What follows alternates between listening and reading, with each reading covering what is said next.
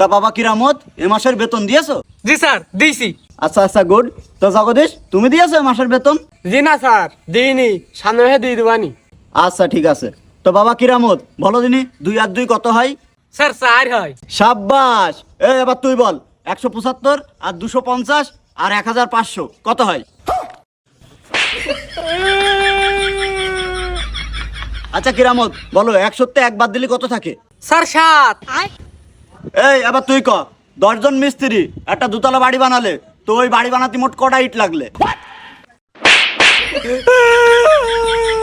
সালার বাড়ানি সাল। এবার তুই বল 100-র মধ্যে 5 বাদ দিলে কত থাকে? স্যার আমি তো এটা পারি না। আচ্ছা বাবা সমস্যা নেই, তোমাকে আমি শিখিয়ে দেবো আমি। এবার তুই বল রহমত পায়খানায় গিয়েছে ওর পানি নিয়ে আসতে মন নেই, এর ইংরাজি কি হবে?